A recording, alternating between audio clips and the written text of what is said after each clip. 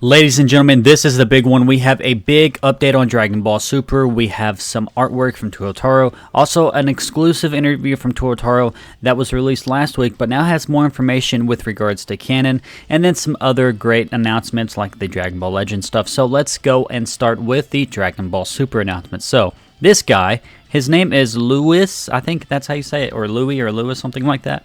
His name is Louis M., going by Clifford.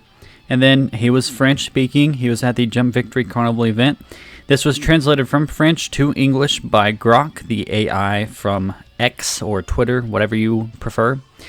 He says, major Dragon Ball Super news. I ran into Victory Cheetah and was able to talk with him for a few minutes. He confirmed to me multiple times and very clearly that the Dragon Ball Super manga will not return in 2025 and that he asks fans to be patient. Thanks to him for taking the time to answer my questions. So in case you've been living under a rock, I'll just go ahead and be brief. There's a lot of rights issues going on behind the scenes. Now that Toriyama has passed away, Akio Ioku appears to have the rights to make more video game and anime content, but the manga is held up with Shueisha owning the rights and the estate owning some of the rights and Ioku fighting for the rights. Like, it's a whole thing with the manga. But apparently the anime and video game rights are pretty simple, and they're basically with Capsule Corporation Tokyo, who is, of course, a Ioku. And in case you need another video explaining like everything in detail, I'll leave a link to it in the comments section below. But basically, all you got to know is not coming back in 2025, which is, of course, very disappointing. I've been holding out hope. I've been holding out hope. I've been hoping that we get it in 2025, and I mean, we're only 7 months into 2025. We have a few months left, a good few months, and there's still no Dragon Ball Super coming. Now, that doesn't mean that we aren't going to get any Dragon Ball content. We are still going to be getting the Dragon Ball Z Kakarot DLC coming up soon. We've got the Dragon Ball Gekishin Squadra game, which I believe is just called Gekishin Squadra. I think the I is supposed to be silent, so Gekishin Squadra. So, there is some video game stuff, and then Ioku did confirm a while back that they are working on the next anime project, whether that's like a full anime or movie or whatever. They did not, though, confirm any news for Dragon Ball Super at this event, and then Victor Uchida confirmed that it will not be returning in 2025, and he asks fans to be patient. So, because he asks fans to be patient, that gives you hope that the Dragon Ball Super manga will return, but not in 2025, maybe 2026, I guess. I guess that's like the biggest takeaway from this, is that you can't give up hope entirely, but things are not looking very optimistic for us. I've never known of any other manga or anime people that have to wait and wait and wait. And I mean, Dragon Ball is their cash cow. Dragon Ball keeps making more money than One Piece, which has an anime and a manga. And they're remaking the first part of their anime, from what I'm understanding. So One Piece is getting tons of content, but Dragon Ball still generates more revenue, and still yet the Dragon Ball thing is on ice. I'm hoping they get it settled sooner than later. Obviously, everybody else is hoping that too. And yeah, I guess we just have to be patient, like Victory Uchida says. Now, this is a piece of art that Toyotaro released at the event, and I believe that he was signing it, so you could get it signed there as well. This is, of course, Ultra Instinct Goku fighting Ultra Ego Vegeta. One thing I like about this piece is that Vegeta does not have the earring, even though he's got his battle-damaged uniform on. So I'm assuming this is probably canonically supposed to be whenever they're fighting on Beerus' planet after the events of the arc, which I think is cool, after the events of the superhero arc, which I think is cool. I like the idea of them fighting all out on Beerus' planet. It's a little bit of a teaser for what's to come, that's for sure. And I'm excited, but patient.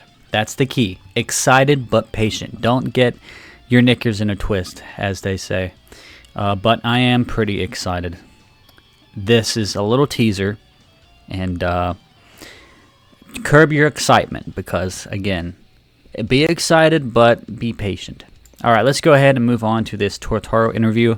He says, I like almost every Dragon Ball work that exists. To me, everything is more or less canon because I've seen everything. After all, it's not really my place to know who determines what is canon and what isn't. And I think it's better if each fan decides for themselves what is canon and or not in their own continuity. And I think it's better that way. And then this is a note from DBZ.com who translated it. They said, Toyotaro does use the term canon in Japanese.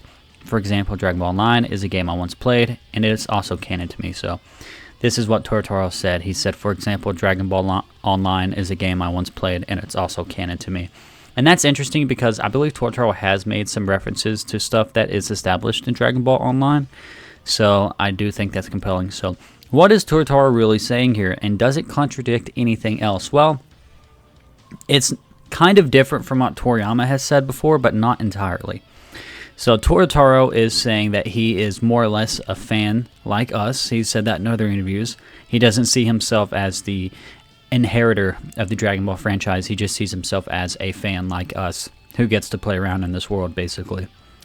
And so he says it's not his place to know who determines what is canon and what isn't. So Toyotaro is still looking at this from the perspective of someone who has not taken over the franchise, which, to be fair, he hasn't. He's just the creative force of the Dragon Ball Super manga, and still yet he's kind of held back or held in check by his editors, which Toriyama was as well, but Toriyama more or less owns the rights, and now his estate owns the rights, and Ioku owns some of the rights. Toyotaro just works for Shueisha. So I understand Toyotaro saying it's not his place to determine what is canon and what isn't. But then he says it's better if each fan decides for themselves what is canon or not in their own continuity. And he thinks it's better that way. So this is something a lot of fans have talked about how there is no canon. But then you have Toyotaro saying there is a canon. It's just he's not the one to tell you what is or isn't canon, and you get to choose your own canon. And that's basically what I've seen a lot of people talking about lately for the canon discussion. It's not like, and I've tried to explain this the best I could in other videos. So there are canons in Dragon Ball. They're called continuities. There's not like one set canon. There's like, oh, well, this is canon to the Toriyama continuity, or this is canon to the Toei continuity. That's how most people define canon. So I had a video made previously trying to reconcile the Toriyama canon. And in that video, I also talked about how there's other canons. So you have the Toei canon, and you could say that includes Dragon Ball GT, the Dragon Ball Z anime in the movies, because some movie characters appear in GT, etc., etc. So this is basically what Toyotaro is saying. And that's basically what I've been saying as well. You can say that the Toriyama canon does not include the movies because he literally says they take place in another universe. But he also worked on Dragon Ball Daima, and you can kind of make your own little head canon to make it fit with Dragon Ball Super. So that's basically the same thing that Toyotaro was saying, which I figured I'd mention it here because it's a pretty big piece of news that we talked about recently, but now we have the full interview going over his full answer. Next up is a bit of a shocker. The Dragon Ball store is scheduled to open in Tokyo in the fall of 2025. So this is a big announcement, very similar to the Pokemon store, I think, in New York, and I think it's also in Japan. In celebration of the 40th anniversary of Dragon Ball, the world's first Dragon Ball store is set to open in Tokyo in fall of 2025. A variety of limited edition goods that can only be found at the store will be available, as well as other must-have items for fans. Further details regarding the store and merchandise lineup will be announced on the official website and official social media accounts, which are planned to be announced shortly. Stay tuned. So that's cool. I mean, nothing too crazy there. Of course, if you're a Dragon Ball fan, you're going to be excited about that. Now, one thing a lot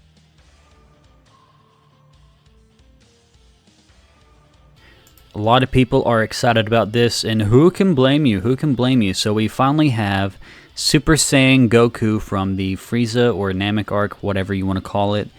He looks amazing. Absolutely phenomenal. And then, of course, you have Frieza. Everybody loves Frieza. So, yeah, Frieza looks good as well.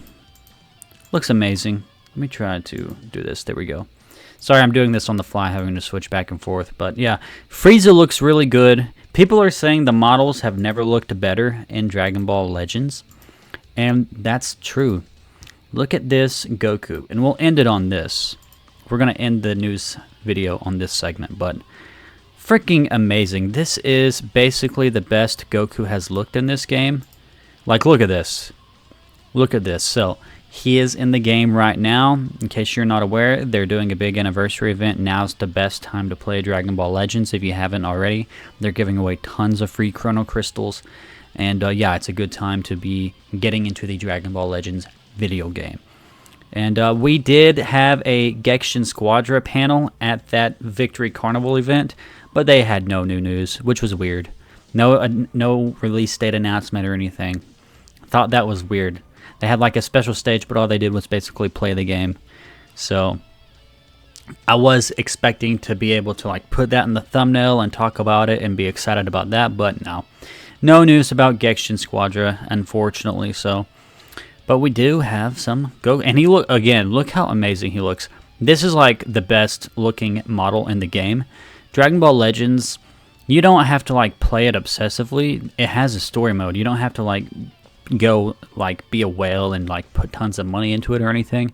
You can just play the story and then unlock crystals from the story in the current Dragon Ball Legends anniversary event, and just unlock characters and just have fun, and it'll be a fun game. That's all I do. I don't like spend a ton of money on it. I don't play competitively or anything like that. I just play the story and then unlock characters with the random summons on the banners.